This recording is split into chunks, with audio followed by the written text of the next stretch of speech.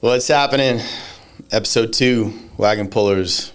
We're live here at Shine Supply, right smack in the middle of the workday. It's 10:45, and this is going to be a challenging episode. Hope you guys have watched episode 1, where I talked about the journey of buying the equipment and what led up to starting the podcast, along with what the vision is for the podcast, what you can expect from it.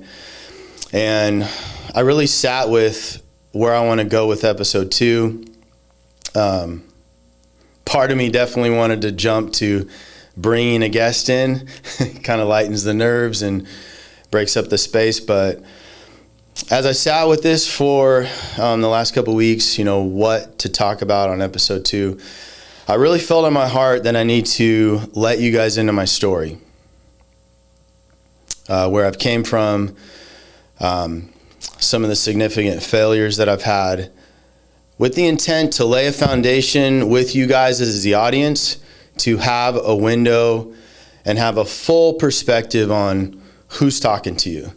I have big hopes for this podcast, where it's going to go, who's going to reach. I believe it's going to change some lives. And I believe a big part of impacting people's lives is being honest and being vulnerable. And as I sat with this, especially even this morning, just trying to get my heart and my head right for this talk, I really felt God put on my heart, like, you're up. It's your turn. And the picture I'm seeing is, when I was little, played Little League and baseball, and you're getting ready to go up to bat, and they look over and they're like, you're up. And you got those nerves and all those butterflies, and you're on that plate, and it's just the audience is looking at you and the pitcher's staring you down. And I kind of feel like that this morning. But it's so good because there's this anticipation that I have in getting this out, again, that it's going to impact and change people's lives. Not my words, but just the hope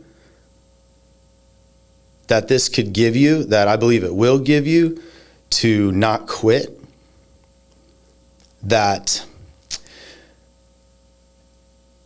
you can navigate deep emotions in your life when you have a lot of external success and you do not have internal success.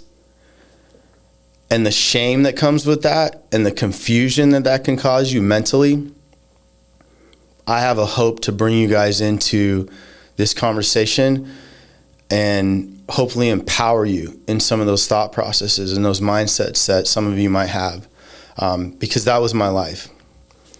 A lot of external success, internally feeling like I was failing. I know I touched on that on episode 1, so I'm going to timeline my story. I'll do my best to not rabbit trail on stuff. I really want to keep you guys engaged and keep this potent to the purpose of this episode. So let's do a quick overview. I'm 48 years old, going to be 49 this August. I have 4 kids. Bear with me. Some people, especially my wife, is going to listen to this episode and be like, You said their ages wrong, or your dates were wrong on this. And so I'm already going to get this out of the way. I'm going to mess that up. But my kids' ages are 20, 22, 23, and 29. All boys. I've been married 25 years. And I grew up in Texas. So I grew up in Texas till I was 14. At the age of 14, I moved to Oregon. I lived in Oregon for about a year and a half. After that, I moved to Orange County. I lived in Orange County for about another year. And then I've been in Ventura ever since around 16 years old, and Ventura, California. And then we currently live in Ventura County now. So that's just kind of a snapshot of where I've been growing up wise. But I want to start with giving you guys a window into my childhood, some of the stuff I went through. I grew up in a Christian home. very probably on the hyper-religious side. What I mean by that is a lot more focused on like rules and structure, not really like your heart and like what's going on inside, but just really kind of like fall in line, obey the rules. Went to a really strict private school growing up in Texas. I'm going to try to minimize names of stuff because the purpose isn't to ever call any institution out or any people out. It's really just to bring you guys into my story. So went to a private school, a Christian private school, and I had a lot of actual physical abuse go on in that school, in the form of discipline, from the age like first grade all the way into junior high. And so that caused me a lot of emotional and psychological damage that I didn't even realize till later on in life, when I got a little bit older and realized I hated authority. At the age of 14, I had a pretty significant life event, and it came out that my dad was an alcoholic, and my dad actually worked for a very significant evangelist at the time that traveled around the nation and preached in like stadiums and stuff like that, and that got exposed that my dad had been an alcoholic, and so he lost his job.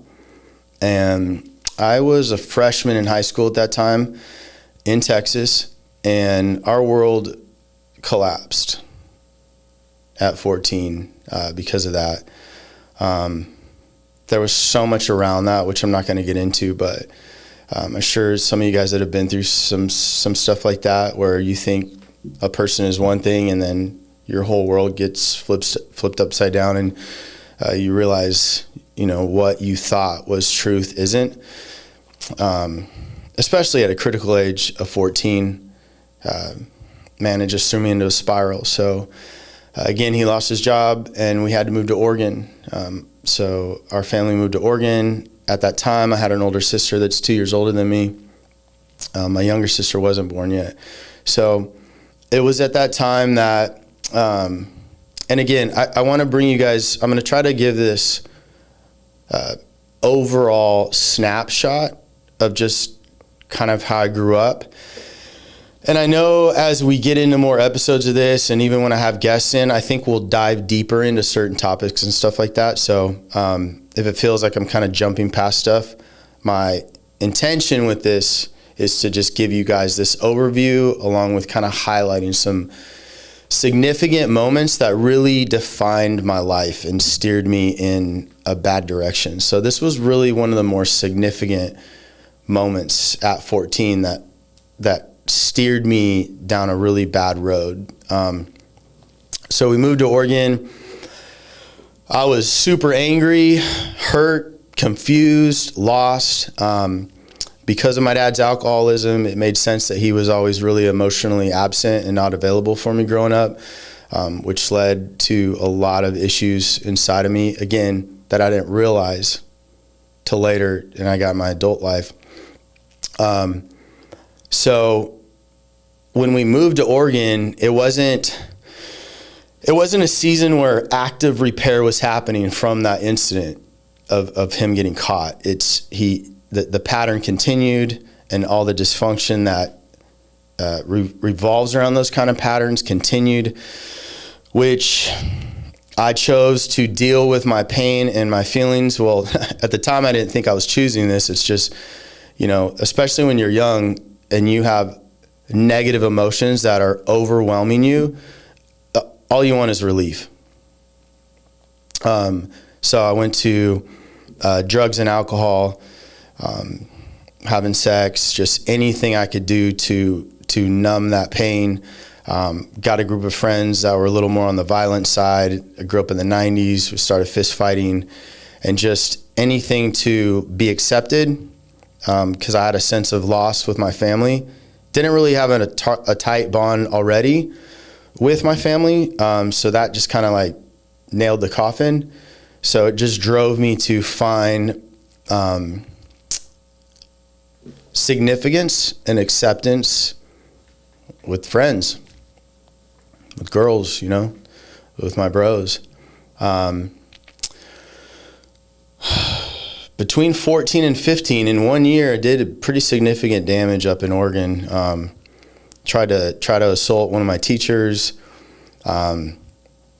Got caught with some other stuff going on at school. Just basically a lot of bad decisions, which ended up getting me kicked out of the entire school district in Oregon. I don't mean to laugh, but I kind of look back and I'm like, dang, that's gnarly.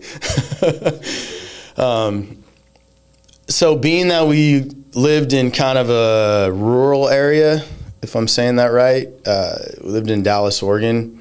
The next school district over was like a good 45-minute drive. So my parents were, of course, in a position where like, we're not driving you to a different school district, so we got to figure out how to get back into school. So they sent me to this church camp, which I was like, oh, cool, pick up on chicks. They sent me this church camp with the intent, like, all right, we're going to send you this church camp and try to get you somewhat straightened out, and then we're going to write a letter to the administration and see if we can get you back in the school district. The reason I'm mentioning this because it was significant, because at that church camp, I went to that church camp, again, with the goal just to kind of screw off, but had an encounter with God for one of the first times in my life at that camp. And remember, I'd grown up in church, grown up in Christian school, but, I just showing up because my parents take me, never really had like an encounter with God. And why this is so significant, because keep in mind, again, I go to this camp, I'm in complete rebellion. I don't want anything to do with God or the camp, not even thinking about that. I'm forced to go. I have my bad intentions of what I'm going to do there. And then I'm in chapel, and I just have this gnarly experience with God. And I'm not going to take the time to go into it. I just want to put that down as a marker because it's significant. Because some of you out there are listening, and you've had that same kind of upbringing where you went to church, you grew up in church, and you never had an encounter. You know about it, the stories, but you've never felt God. This is how I like to refer to significant moments in life, and you'll hear me say this in the podcast as we go on, is it hit me in the chest. So I'm at that camp, I'm in chapel, and they're doing this altar call, and God just hits me in the chest, like the Holy Spirit. And at the time, I have no idea what I'm feeling, but I know it's significant, kind of out of body. And I'm not choosing it, and I didn't want it, but I'm there. And there's something to be said about that. I was there. I was positioned. So I go back, I share it with my parents, and they're kind of like, oh, great, now we have some good information to put down in the referral level to get you back. We'll tell him he found God, he's doing so good. I'm like, yeah, whatever you guys need to do. Because even though I had that encounter with God, I didn't leave that camp like a changed kid. I just had this experience and this encounter. But there's so much I could say about that, but we're going to stay on track. I get back to school. My patterns continue. Oh, actually, let me backtrack. They let me back in the district. I get back in school. Within 6 months, my dad came to me and said, hey, we're actually going to move to Ventura, California. I was down there for a class reunion, and I got offered my old job back that I had before you were born, and we're going to move to California.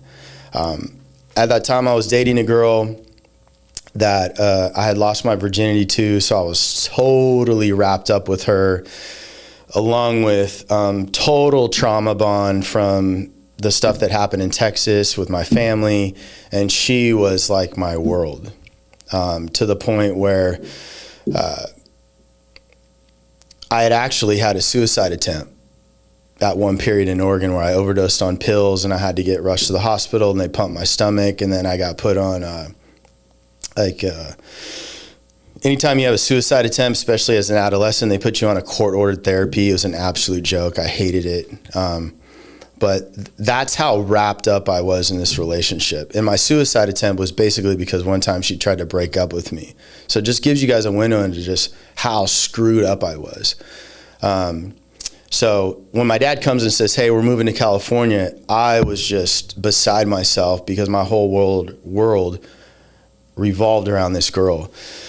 And then these new friends that I had made. So moved to Orange County. My dad actually moved to Ventura because he said, we don't have enough money to get a house yet, so you're going to move in with your aunt in Orange County and live there. And then when I get some money together, we'll move you guys down. So basically, I didn't really see my dad for then a whole nother year while I was in Orange County. So now I'm probably close to 15 years old. I was like, I'm not going back to school. I'm more mad at this time. I mean, I'm so shut down.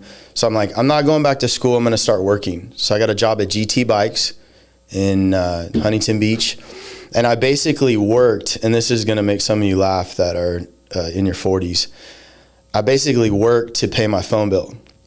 Because those of you that are close to my age, you remember long distance was like $1.50, $1.60 a minute. So I got a job at GT Bikes just to pay my phone bill so I could talk to my girlfriend in Oregon that I was trying to maintain this long distance relationship with. I don't know, get a few months into that. She ends up cheating on me with one of my friends that was up there, sends me into more of a spiral. A few months after that, end up moving. My dad was finally ready to, bring us down to Ventura. I get to Ventura, and let me just backtrack. I just want to give you guys a fuller picture just how out of hand I was. Like when I was in Orange County, I was like stealing my mom's car at 15, driving it around Balboa Island, Newport Beach, just ripping down the freeway loaded. It was wild. But there's so much in there. But by the time I get to Ventura, I just have all these compound situations where my life has been turned upside down. So by the time I got down here, I was just so desperate, more than ever, for any kind of hit or fix or calming of my emotions and my feelings. I am out of control internally. My dad has no capacity to help me because he's still battling alcohol. He's hiding it from my mom. She thinks he's sober. It was just this pretty wild dynamic, a lot of deception. I meet a group of friends down here, and right around 16, I get introduced to some hard drugs for the first time. And, I'll say this, I never thought I was the kind of person that would do drugs. I didn't grow up like that. Prior to this secret coming out about my dad, I was a pretty happy kid. Grew up in Texas, ran around the woods, built forts, rode four-wheelers. But it's crazy how trauma will just completely destroy you inside if it's unattended, if you don't get care. And I really want you guys to let that point I just made resonate. If you've never heard that idea before. Let me add this too. We are in a stigma nowadays where when you say those kind of words, it's like, oh, that's just like that's a trendy thing right now. No, it's real. It's real. And it's one of the reasons I even wanted to go this deep in this episode, because it is real and it does matter. And you can't ignore it. And if you ignore it, everything that you ignore is still growing. So again, try heavy drugs. Didn't really want to, but so driven by peer pressure, and I just want to fit in. I want to be accepted. I want to be loved. So, I do speed for the first time. It lights me up. It feels, like no pain, not a care in this world. And that led me into a very, very dark couple years.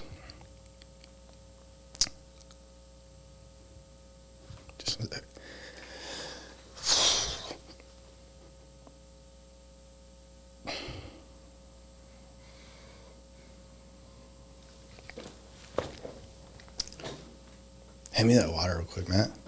Thanks. Yeah. Thanks, bro. You can keep that on the table against the wall if you want. That's fine. All right. Yeah. Whew, that hit me. So, yeah, that led me into a very dark period for 2 years. And again, I still hadn't got back to school. Pretty much my life consisted of getting loaded. And while having this deep sense of that I was created for more. It was this crazy dynamic. It's like I was just living for the high, but I had this deep tug on me all the time. They're like, dude, you're created for more. And I really believe this attached back to that experience I had with God at 14. It's like that put this seed in me that was there under all the pain, under all the substance abuse that I was dealing with. And it's like it was wanting to come up like, no, there's something good in you. You were made for more. You're not supposed to live this kind of life. And this is what I love, you guys, about God. I'm not talking about church. I'm not talking about religion. I'm talking about when a real living God touches our hearts as human beings, it's undeniable. And we have put him in this box of church and this and that, and we need to get him out of the box. And I hope I'm bringing you guys into that conversation that he was out of that box in my life. And there was this seed in me. And even though I was in the middle of destroying my life, it would talk to me. Like, there's more for you. There's more for you.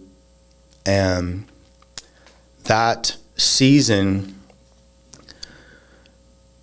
leading up to my 18th birthday, we decided we got a bunch of coke, we got a bunch of speed, and we decided let's just do lines all day and kind of rotate between the two. Not a good idea. Not a good idea. And so that was what my 18th birthday consisted of. A few of my friends went to the park in Ventura first thing in the morning, and we just started doing lines all day long, rotating. And by that evening, we were having a party at one of my friend's house, for my birthday. And by the evening, I was a wreck, as you could imagine. And I had overdone it, kind of how I roll with whatever in life. I tend to overdo it. And my friend finds me in the bushes. I'm overdosing. My heart's stopping. And she came over and I was kind of nodding out, and she woke me up. I said, call my dad. Which was interesting. I had a complete fractured relationship with my father still. But it's crazy, as, it's like even though we're adults, or I'm an adult now, it's like we're still all kids inside this part of us and, wanting a dad. And when it gets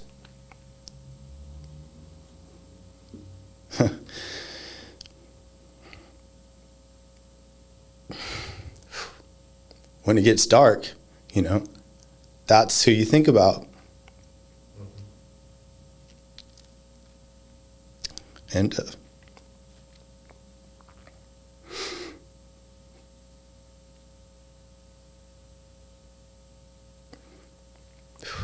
sorry. So I said, hey, call my dad. And gave her the number. She called my dad and came over, picked me up, rushed me to CMH. It's the local hospital here in Ventura. And yeah, I was having heart palpitations and, got through it. And this is hard to talk about because, you know, for one, I'm having to talk about my dad's weaknesses, which I say this very delicately, you know, because it's like I gotta tell the truth, you know. But at the same time, you know, I love my dad, you know. We have a very broken relationship still, but I love him. I wish it wouldn't have been like that. But, you know, I got to tell the truth. But this isn't with the intent to dishonor him or disrespect him. It's just the truth, you know. And that's why I'm going to include some of my failures, because that's the truth also. But I think what was so hard about the next day after the overdose is, you know, having 4 boys of my own. I look back and I don't understand how he didn't have this deep sense that he needed to help me. Like, how did you pick me up? I'm overdosing. You rushed me to the hospital. You stand with me in the ER. How the next day did you not like turn your life off and do anything within your capability to help me? And that has been a really hard thing for me to resolve, even in my adult life. Again, having 4 boys, it's, you know, they're my world. And, you know, I've walked that out with them. You know, there's been days when they've had struggles and I've shut it down, left the shop, gone to the school, pulled them out of the class, went to the park, sat there and cried with them and talked through stuff. It's I look back and, you know, I guess the only way to fix things like that right now in life, and I know I'm kind of jumping around a little bit, but I hope you're tracking me, is to be I try to be what I needed. I try to look back on these seasons where I had like a deep need that wasn't met. And it's like the way that I can heal myself now is be what I needed then for whoever needs it now. Like, be that for my boys now. And it's like that helps resolve that in me. Because again, these things do not resolve on their own. They are like buried alive inside of us. And they manifest in all different ways. So, yeah, that was tough to not have that experience with him the next day of like, dude, I got to help you. And I'll do whatever it takes. Like, even have a conversation about it. But to give some insight on that, now I can look back and I'm like, man, my dad just didn't have the tools. You know, he had so much shame from his secrets and the mistakes that he made that I look back and my resolve with that is, my struggles were making him feel ashamed because he felt deeply responsible for it. At the end of the day, if you peel it all back, my failures were reflecting his failures, and he just didn't know how to get in there and navigate that with me because it caused him so much shame. He couldn't get in that trench, so to speak, with me and be like, son, what's up? Why are you hurting? I got to help you. Let's do this. Because he didn't even know how to help himself. So there's so much there to unpack, which we got to get into that at some episode of just like what that looks like. Man, I so wish we could deep dive that right now, but that's how in this season of my life as an adult, that's one of the tools I use to look back and again, kind of help resolve that and help heal myself in that situation is like, dude, my dad, it just revealed too much in him and he had no capacity to be there for me. So that doesn't let him off the hook, but it brings context, you know? And again, as we're having this conversation, I hope you guys get curious about some of these areas in your life that you have ignored. And you know they're kind of driving the car, so to speak, of your life. And I just invite you to get curious about some of these things that are really steering your life on a subconscious level because you can change. So Yeah, overdose, and it wasn't but a couple months after that, I was driving down Telegraph Road in Ventura, California, and I look over, and I see this banner on this church building, and it was advertising like a play they were going to have, or a skit or something on a Friday night. And I was with my girlfriend at the time, and I told her, I said, hey, I'm going to go to that. And I remember her saying, why? I mean, get a window into my life. I was the last person that wanted to go do anything like that. And I said, I don't know. I feel like I want to go. So I'm going to go. I go to that event. It was basically like a skit, a drama of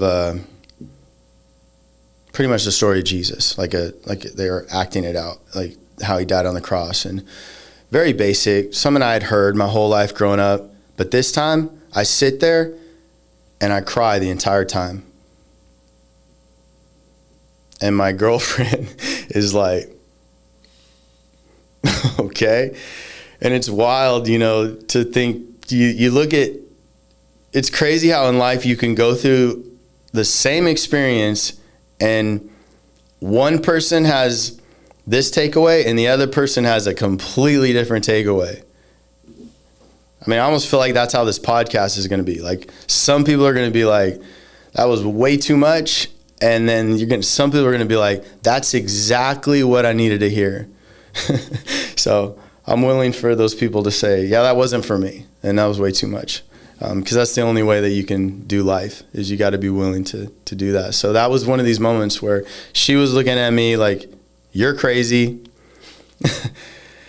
We get in the car, and she continues with that approach, like, what is up with you? And I remember looking at her, and I know this sounds kind of harsh, but this is what I said to her. I said, yeah, we're going to have to break up. You can imagine how that went over. But I actually did. I said, yeah, we got to split up. I said, I want to follow God. I want to give my life to God. And I was like, I'm done. Like, I'm done running. I'm done trying to do it on my own. I want God in my life, and I know he's real. And man, it was that day that my life pivoted. Now hear me out on this. I didn't have that moment and all my problems went away and everything got better. But you know what it did? I started walking a different path. I pivoted and I started going in a different direction, a direction that there was still pain, because life has pain and you're never going to get out of it. But all of a sudden now I have this new strength in me where I can start to navigate issues, and I'm sober.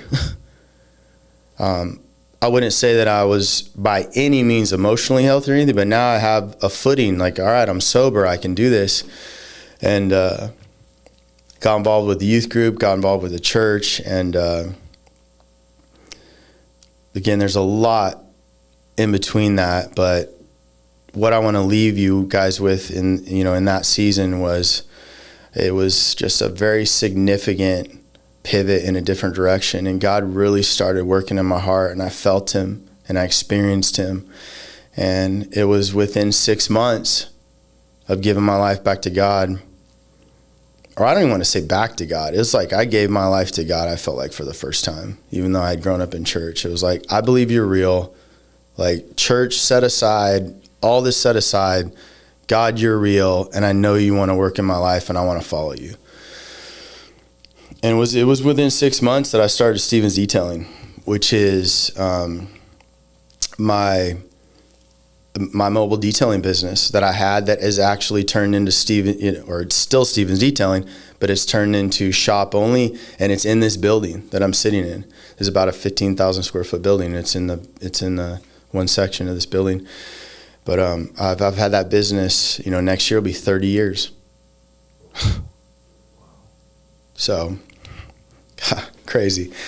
But yeah, started Stevens Detailing, and this is 1996 at the time. And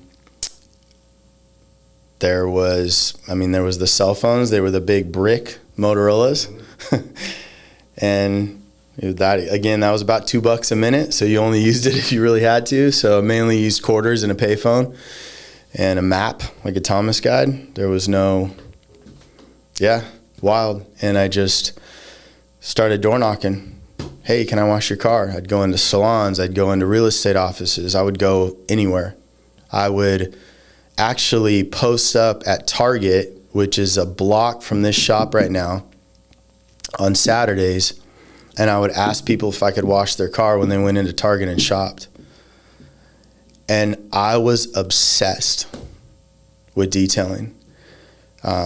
I was washing cars inside and out for $10. And I was so happy because for the first time, as far back as I could remember, I was doing something good with my life. I was happy. I felt like, I could wash somebody's car and do a good job, and then they would give me the praise of doing a good job, and it just felt good to actually be liked and not just be making a mess everywhere I went. So the second part of my obsession with detailing, it was really one of the main things that I connected with my dad when I was little. My dad's boss was on the board of directors for Barry Meguiar, that owns Meguiars, or that used to own Meguiars. They got bought out, but they used to send cases of Meguiar's detailing products down to the shop where my dad worked. And 6, 7, 8 years old, 9 years old, all those years, all I wanted to do after school is go down to the shop, and I'd get all the detailing products out and line them up and sort them, and he would let me wash the bus that he drove this evangelist around the nation in. And I actually have a picture of that in this shop hanging on the wall. I have this big collage of the journey, and there's a shot on the wall of me 8 years old washing that bus. So just crazy. But okay, cool. Yeah. So I've done other podcasts where I've shared the story of some of the beginning journeys of Stevens Detailing and stuff, and I mention this regularly in there, is that detailing literally saved my life. Like, I believe God used it to save my life. It gave me something that I could wake up to every day. I'm a little bit on the ADD side, so I need different environments and change. And I've worked on that ADD a lot, where I can be more disciplined and focused. So I want to say that because you can get better if you have squirrel brain. But detailing was so perfect for the way my brain worked. Is just different people every day, different place, different environment. And it's something I could wake up to and do every day. Because up to that overdose, I was kind of bouncing around jobs, and then I was, my primary source of income is I was selling drugs at the local high school. So this is the first time that I had a legit job, and something that I took a lot of pride in, because again, I felt good about myself because I'm doing something positive. So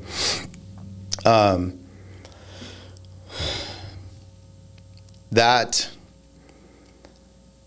was one of the best seasons, just washing cars, detailing, feeling alive. And fast forward a couple years into that, I met my wife that I'm currently married to. We got married in 2000. She's like, you better remember the date. We got married in 2000. And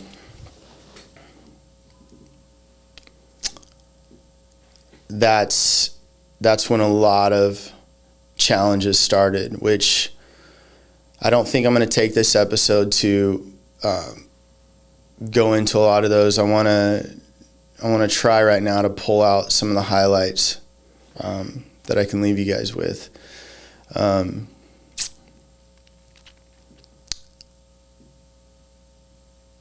I had my first son about a year into our marriage. My first son with Angela. She had a 2-year-old, which is Tristan. He's my 29-year-old now. So he was 2 when I got together with Angela. So he was my stepson. So I was a dad instantly. There's a lot behind that. There's going to be an episode where I'm going to bring Tristan in, and we're going to get into a lot of talks about the challenges of step parenting and all the dynamics and all the things me and him have learned. I mean, again, he's 29, and I started raising him when he was 2, and his dad was still in his life. So I know there's a lot of you out there that are navigating, broken families, and I think you're going to really be encouraged by a lot of the stuff we talked through. So, so I had my first son with Angela, which is Colby. He works here. His office is actually right next door to this podcast room. And about 4 days after him being born, my wife got really, really sick. And she almost died. She got hospitalized for roughly, I think it was about 17 days. She got a really gnarly infection. And I still remember the name of it, which is crazy. It was called septic pelvic thrombophlebitis. It was this wild, they had to bring in a special disease guy to diagnose her. Again, I'm detailing at the time, so I shut down my business. I would just sit next to her. I play the guitar on the side a little bit. I would play the guitar to her and just yell at the doctors to help more. And that was, so it's right off the bat, we got hit. And it wasn't this fairy tale, I'm married. And, it's funny, or it's actually not funny, but I look at Instagram now and I see these people getting married and it's like fairy tale, or it looks like fairy tale. And sometimes it is, man, it goes incredible. And I'm happy for people like that, but that was not our journey. It got hard instantly. And, kicked off a lot of my traumas and my pain. I didn't know it at the time, but I battled being super controlling and manipulating, just a result from my trauma, just how I would feel like I could get, okay, if I can control it, and then I feel safe. And so, man, I brought that pattern into our marriage, and again, right from the beginning. And so that sickness led into, roughly 13 months later, we had Corey, which is my second son. So she got pregnant again. She almost lost Corey. She almost miscarried. Just awful pregnancies, deathly sick during her pregnancies. And so she had Colby, Corey, and then by 2004, she was pregnant with little Jeremy. So you got to think about it. I'm 27, 28 years old, and I have 4 kids. And my wife hasn't worked since 2001, and I'm a car washer. You can imagine. Fill in the blanks on that one.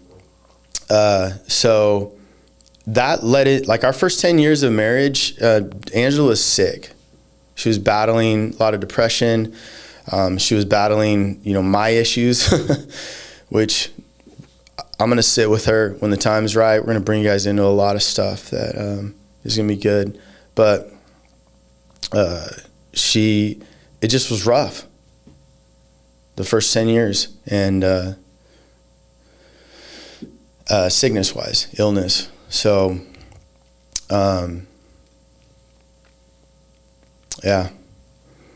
lot there. But just to kind of jump to the next season, it was really the next significant season after that was starting Shine Supply. So in 2007,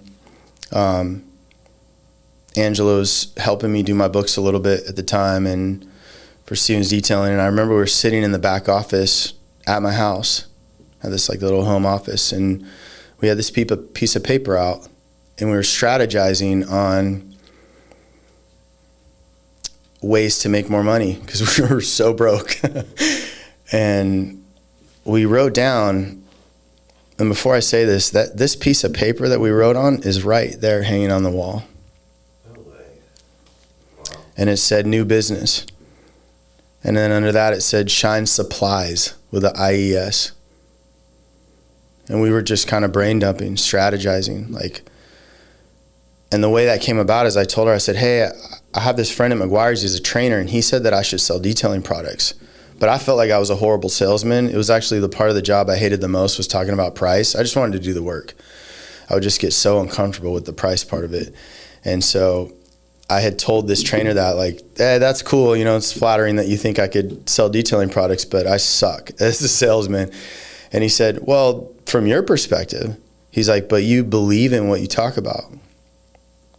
And he's like, you're one of the most passionate guys I've ever seen with detailing and detailing products. So he's like, that sells because it's believable. You just be you. I was like, oh, that's cool.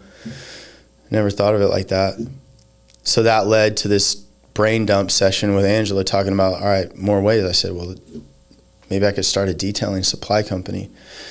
So that led to actually manifesting. I remember driving home from mobile detailing on the 101 freeway, and I was rounding the corner to Highway 33 to go up to my house. And it hit me in the chest, Shine Supply. I got home, I said, babe, I got it, Shine Supply. I'm going to start this business. She's like, let's go. Support you. She's like, I really can't do much as far as the business part of it, but I'll pray for you. And she has been a backbone with that, which that's a whole nother, that's going to be cool to talk about, a lot of stuff behind that. But December 2007, started Shine Supply. So Shine Supply at the very beginning was, and this is some really cool info. It was actually, I just sold products from Meguiars. I didn't even have my own brand.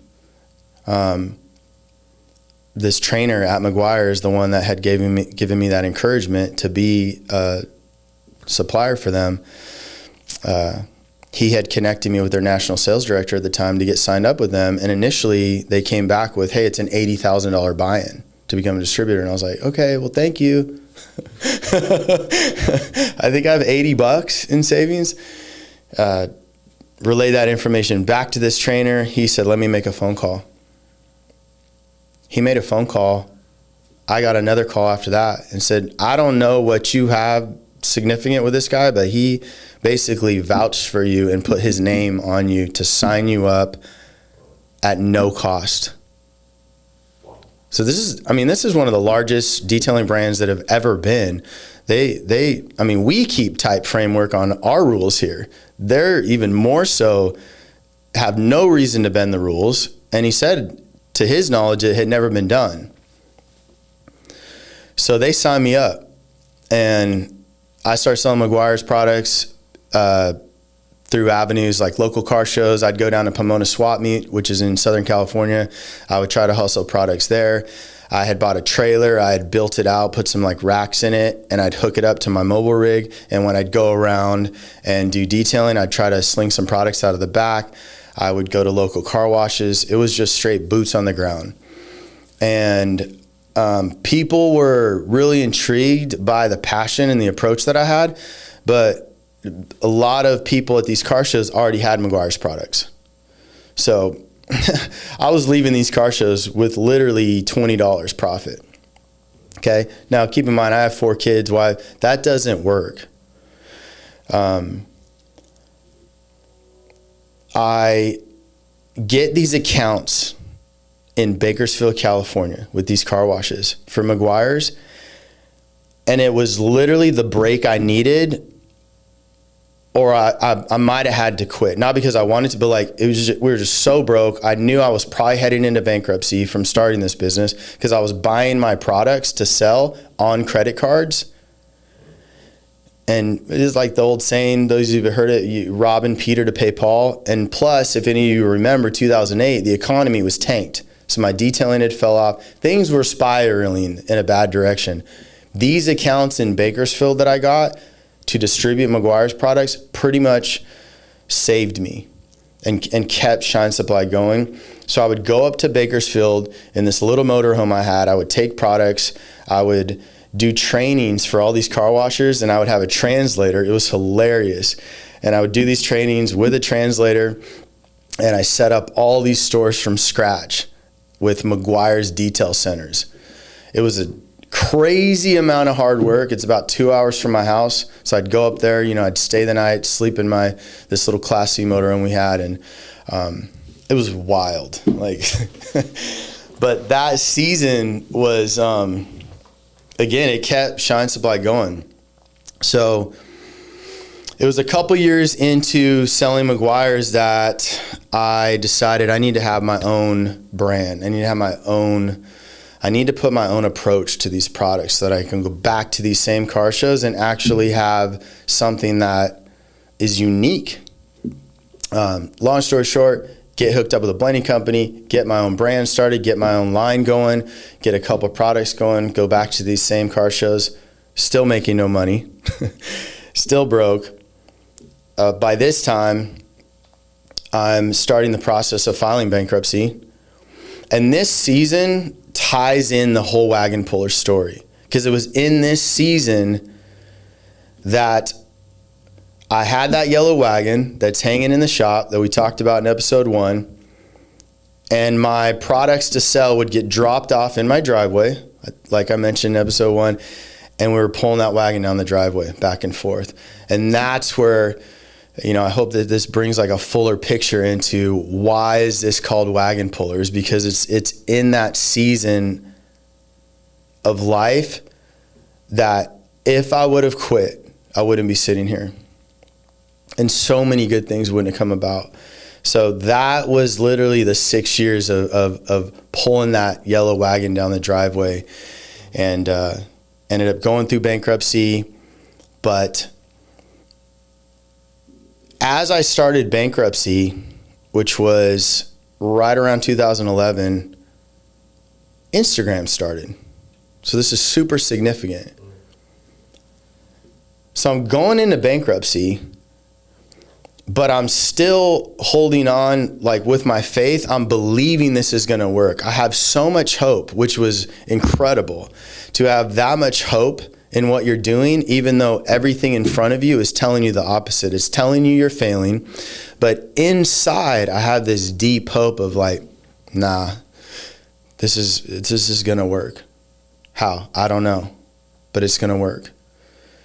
And the fuel behind that thinking process was my faith. It wasn't just this positive thinking. It was my faith. It was the Word of God. It was this real thing turning and growing inside of me that was fueling me through this hard season. And so Instagram starts in 2010. I get on shortly after. I'll never forget my wife coming to me and she's like, "What's the plan this year for Shine Supply?" And I said, "You know what, babe? There's this app called Instagram. And I'm going to get on it and see if I can get my products in front of people through this app. And I could tag my website. I had this little website. It was like pretty much inactive. I'd never sold anything on it.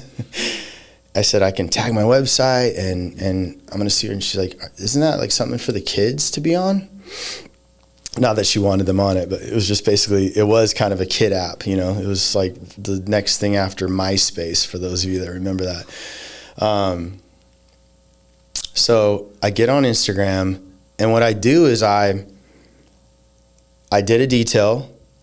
I would take a picture before or after. I would tag what I used from my line, and I would say, "Hey, you can check this out and purchase it at shinespot.com." And my first order came in from Virginia. I'll never forget it. I had a little station in the corner of my garage. I had some boxes, some saran wrap from the grocery store, a thing of bubble wrap, and it was like, there's my little shipping station. And then the only other thing I had on my shipping station was a picture of a Porsche 911, because it's like, that was my dream car. And that picture of that shipping area hangs above our shipping department here now. So we see it every day. It's crazy. So I get an order from Virginia. I pack it up. I ship it out. The guy gets it. He uses it. He posts up the results on his Instagram page, and it was game on. the light bulb went off in my mind, in my head, and I was like, this is it. This guy just did a commercial for me. So that took me into like the next 10 years of just, I was engulfed in Instagram. I mean, I was one of the first to utilize stories. And I don't mean that like, oh, I'm cool. I'm just saying, like, I was looking for the opportunity. I saw it. I spotted it. I jumped on it. So when video came out on Instagram stories, I went crazy because now I can bring everybody into the process. I can show you how to clay bar. I can show you how to properly wash. I can show you how to compound and polish and all this stuff. So I just would bring people into my day. And we have a picture of that as well hanging on the wall in there of my Instagram page. I think it's like 165 or 195 followers. My profile picture was a picture of me and Angela, and it was like day one, Instagram. And so whoever's listening right now, that you're stuck in that, oh, but I only have this many followers and I only have this. If you could let that thinking process go, if you could just let that go and just focus on your vision and your goal and your purpose and whatever, and maybe it's just in your head, but if you could let it drop in your heart and really get going and just ignore the results, don't worry about the followers and the likes and this, and just do what you know is on your heart to do, you never know what it can turn into.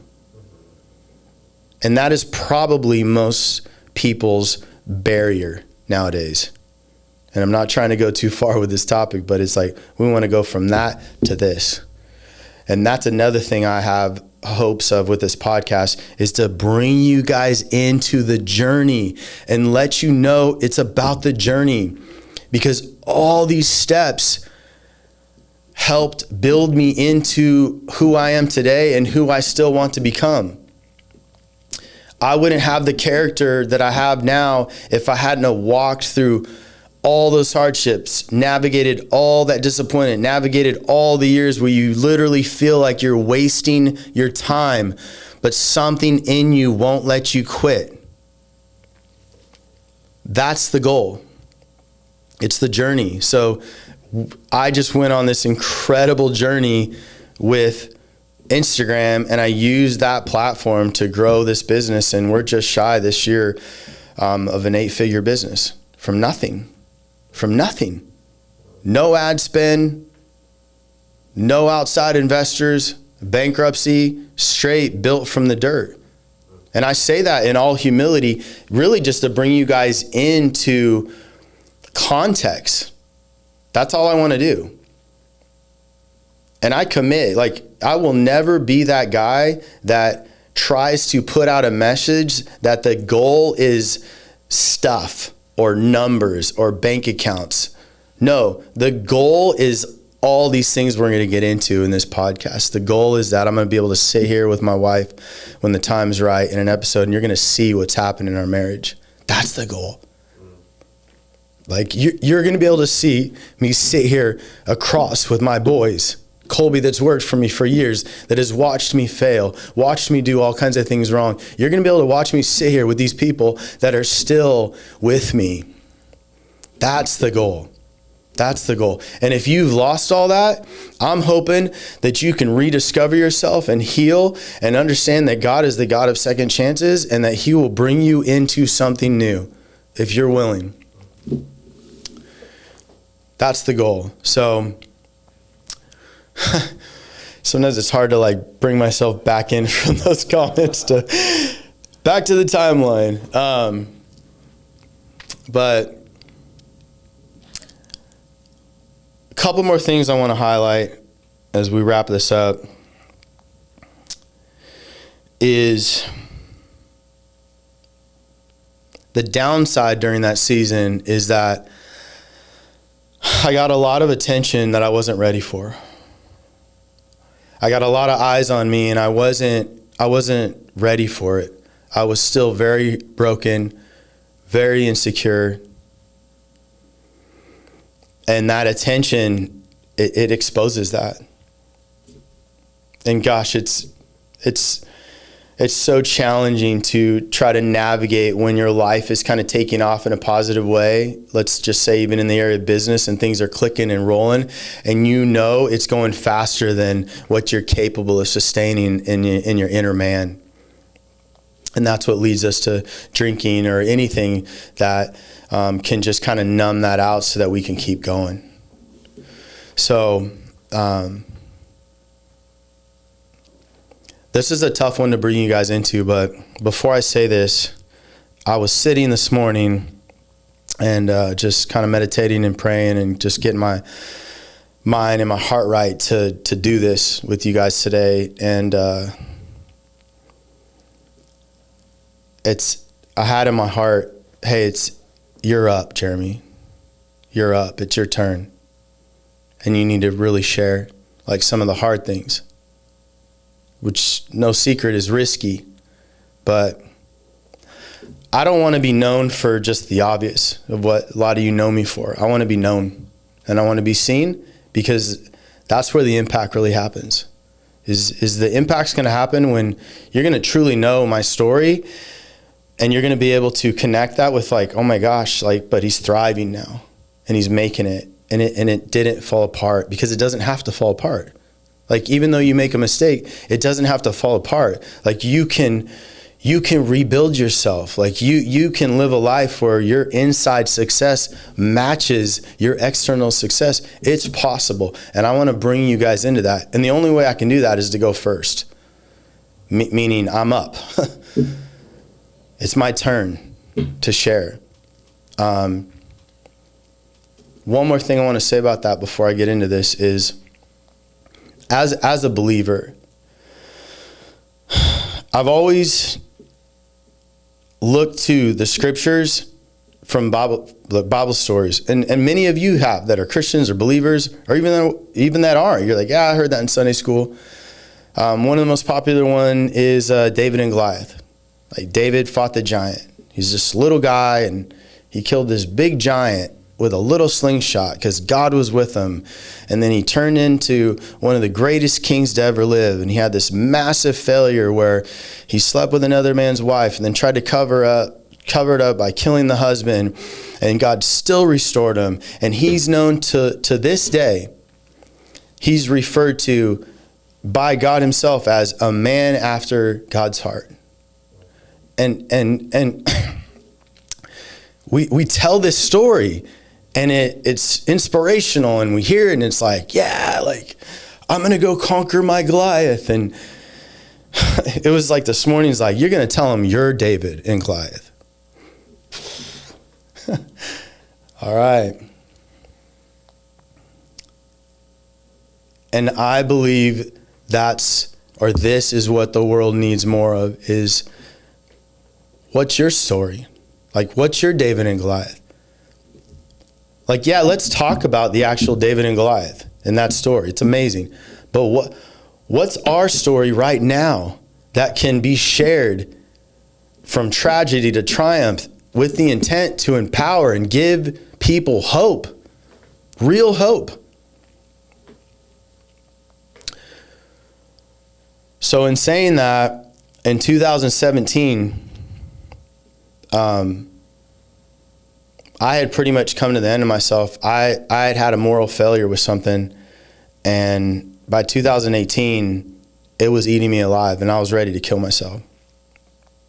While all the while, externally, I'm Jeremy with Shine Supply, and you're so inspirational and passionate. And you know what? I was in that realm of life, and it's real. But that didn't mean that aligned with this broken version of Jeremy, still living in his trauma, still this neglected little kid that his dad didn't show up for him, and all these other things. It's like I couldn't get away from that. As much as I wanted to ignore that piece and just, no, this is who I am. Look at all this stuff, confetti. It's this broken version of me was getting louder and louder and louder and louder and louder. And I chose in 2018 to confess this to my wife just on my own. And we were on a drive one day, and I just said, I got to tell you something. And again, this is something that she's willing to get in with me on the podcast for the purpose to give you guys hope. Because I'm going to tell you, I can feel it right now. This is crazy to share this on this, because I don't need to. I have a very successful business. My life is incredible right now. Like, why on earth would I want to bring somebody into something that is one of the biggest failures of my life? Why? Because something in me drives me with this purpose that Shine Supply was actually truly about supplying shine to you guys, supplying. And what shine means is, like, if I could shed some light on just something in your life, and it moves you to not quit, but even more than that, to put into action something that will turn your whole life around for the better, like, I'm going to do it. I'm doing it right now. And that's worth it to me. It's worth the judgment. It's worth it all. And I'm willing to risk that with the purpose to empower some of you that will watch. Okay? So it's hard to look at a camera and ask maybe potentially thousands of people to steward some information properly. But the best way you can steward that properly is let it do something in your heart. Okay? So that led me and my wife into the hardest season of our life. Shortly into it, I decided to tell my boys. They're all teenagers at this time. They knew something was drastically wrong with my marriage. It wasn't fair that they were just sitting back kind of in the dark. And again, I love my boys with all my heart. And I knew there was a sense of suffering they were going through, being in the dark. And honestly, they were kind of looking at Mom because I looked like the superhero. I'm the one over here building this company and inspiring people. And it really looked like my wife could have been the issue. And I wasn't going to let that happen. So I chose to sit them down one night in the living room, and I told them all. And probably one of the more harder days of my life. Just, you can imagine the failure I felt like in front of my boys, and pretty much took myself from like a pedestal to, from what I thought, to nothing. But it ended up leading into being able to rebuild from that place into what I'd say the most significant relationships of my life that I have with my kids and my wife now. So,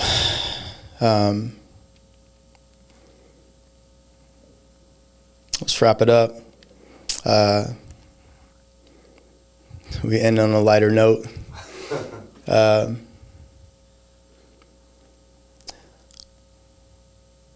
That season was followed by a lot of strategy with therapy. We got in couples therapy. I went through a therapeutic restoration process. I went as far as I did a lie detector test that these therapeutic processes put you through. It wasn't that my wife chose that. It was just the part of the process when you have a betrayal, to truly rebuild trust so that you can move forward properly.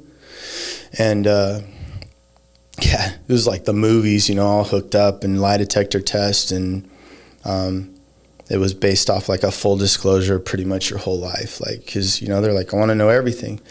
And really that was, I'm not minimizing my mistake, but it's like I didn't really have much on that list other than that. It's just I never had a porn problem. I actually probably thought I was, the Bible says pride goes before a fall. I think I felt like I was too strong. And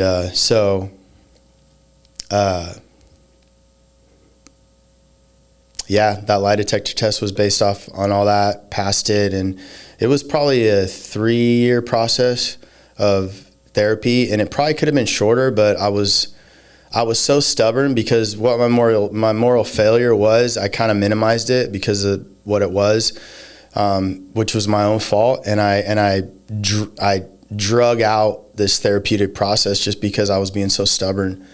And I was minimizing my mistake, even though I'm the one that brought it to light. It's just crazy.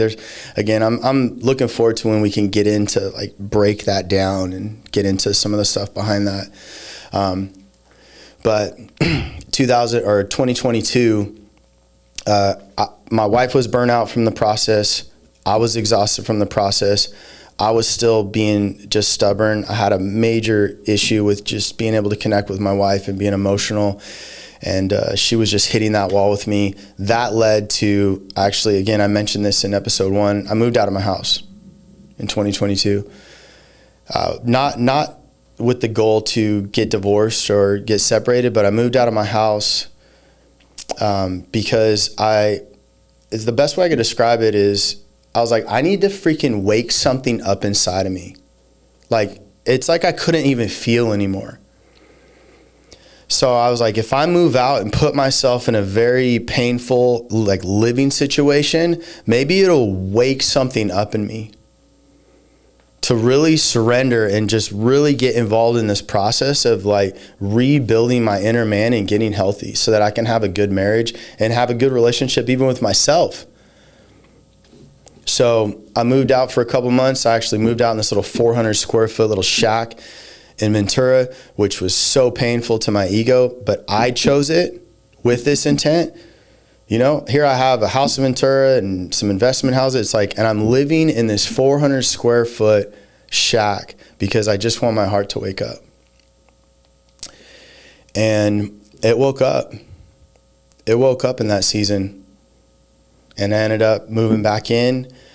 And the beginning of 2023, really started to take massive positive steps to rebuild my marriage. And let's fast forward to 2024, Father's Day.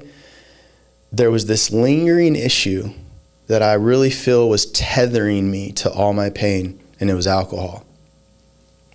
It's not that there's anything wrong with alcohol, but those of you that are listening, you know, if you have a broken relationship with alcohol, there's everything wrong with it. And it's not that there's something wrong with alcohol in itself, it's the relationship. It's what's attached to that. So for my life personally, I had a big trailer of pain hooked up to alcohol, so to speak. And when I would drink, it would pull all that pain into the situation. And I really felt like it was tethering me to my past and this healing I wanted so bad for my life. And so Father's Day 2024, we came back from a trip and I was like, I'm done drinking. Me and my wife had a blowout argument. It was 100% my fault. It was 100% revolved around that I drank too much. And I got home and I was like, I'm done. And so we're in 2025. Father's Day is coming up. It's going to be a year. And we're going to save that for another discussion. But what happened when I chose to quit drinking, I'm telling you, something broke off me. And I felt like these shackles came off me that I could actually start to walk down this path that I wanted to walk down in life. All this work that I had done internally, everything started coming together. And then that led into the end of last year. I decided, I was like, you know what? I'm going to go back into some therapy because I'm going to choose therapy. This is not going to be therapy because I made this mistake and I have to do this process, but I'm going to choose therapy. So I humbled myself again, and with the tormenting mindset of like, I have this massive successful business and all this, and I'm going to therapy? Yes. Yes. Because I want to be able to enjoy all this, and I'm not, because I'm not happy and I'm not fulfilled. So I start therapy, and that process has been absolutely incredible because I got with the right person, and I am having so much inner healing and resolve and clarity. And I sit here with you all today at 48 years old in legitimately the best place I've ever been in my life. My marriage is in the best place it's ever been. We have tons of traction. My relationship with my 4 boys are the best they've ever been. So that's the after. That's what I'm in now. And I had to let you guys into all that to know, like, that's where I'm at now. That's what this podcast is going to be about. Even when I bring guests in, like, about this season now of, I call it recovery. I'm in recovery. I'm recovering. And I'm excited to bring you guys into it. I'm freaking scared. I'm scared to even what I just said for the last hour. But I'm up. It's my turn. And it's your turn. And we're going to do this. And it's going to be good. Okay? So stay tuned. Stay locked in. We got a lot of stuff coming. See you guys.